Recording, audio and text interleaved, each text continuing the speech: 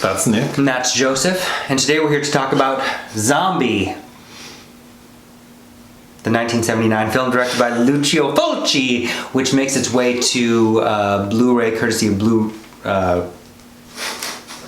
Underground, Blue Underground, which is a 4K Ultra HD release of the title. 2-disc set, 1 disc of bonus features. Thanks to this film, we had to upgrade one of the Blu-ray players to a 4K Ultra. Yes. So, well, because previously a lot of the 4K films I've had also still have a Blu-ray disc in them. So yeah, this is Blue Underground's making it. This film is about a group of people. Mm-hmm. Wait, I don't say the plot.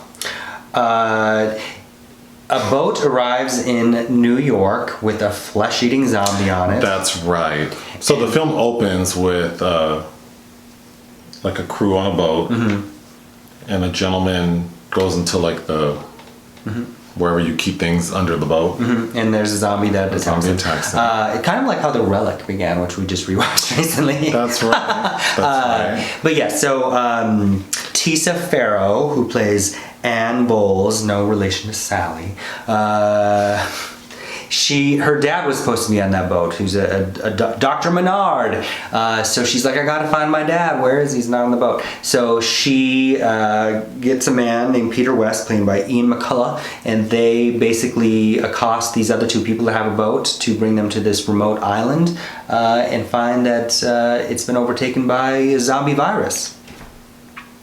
And that is pretty much the plot of it. So as soon as they get there, they realize they need to leave. But, things get complicated. This is not a film, as many of Mr. Fulci's films are, to be celebrated for its narrative. Guillermo del Toro provides an introduction to the film, which I think he rightly categorizes as it's a visual feast of a film. So this is your first time seeing a Lucio Fulci film, I believe. Yeah, so I don't have much to say except I thought it looked great. I think the practical effects are very effective.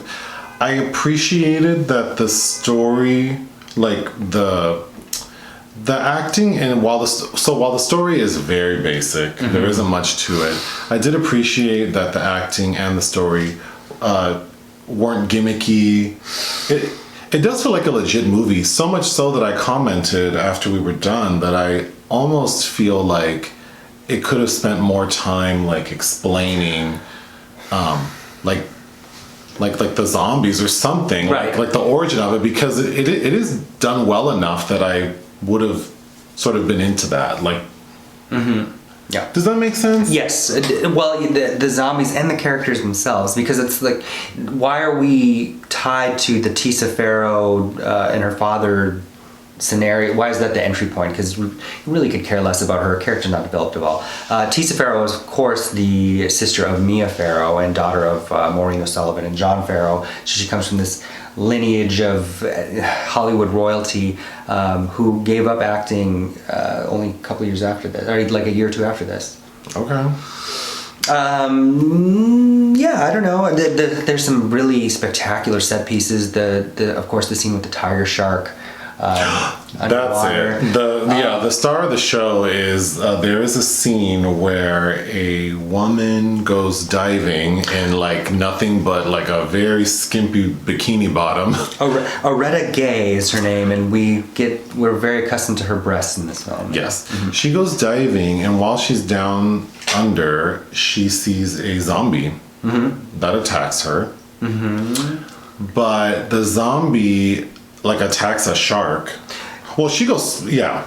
The shark appears first, but then the zombie and the shark. This man in underwater zombie makeup is basically wrestling with the tiger shark, pretending to bite and eat parts of it. But it's very effective. Oh, yeah. Yeah, it was thrilling to watch. As the actress Olga Karlatos, who plays the wife of Dr. Menard, there's a very well done eye-popping sequence as well. But if you don't want to watch this film, I would at least like search for like tiger shark scene zombie and at least watch that clip. I think Lucio Fulci, he's a love it or hate it person. He's a director that definitely has a cult following. Really? Oh yeah. I didn't get that impression from this film. Oh yeah, he started in the late 50s, but was probably in his prime around this period. I think the first thing I saw was The House by the Cemetery, which is kind of a notorious film as well, which was written by the woman who wrote this, Elisa Briganti.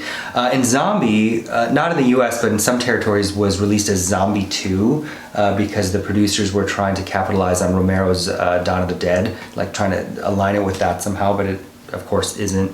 I think what I was trying to say earlier is I think this, for a zombie film, is kind of tasteful. I even think the gore is tasteful. Like, there was, like, it's obvious that care was, you know, given to the practical effects, and it shows. And I mean, if you can't really read into it, like maybe the earth spitting out the dead is like a response to colonization, maybe, or it feels like subpar H.G. Wells if you're looking at the story. But certainly, if you like breasts, there's. If you like titties, there's a lot of. What would you give this film? I'd give it 3 out of 5. I would give it 2.5 out of 5. I really like the score as well. I don't even recall. Oh, there's this like theme that plays every time the zombies are attacking. That's, I think, fantastic. Okay. Anything else? No. All right. Bye. Bye.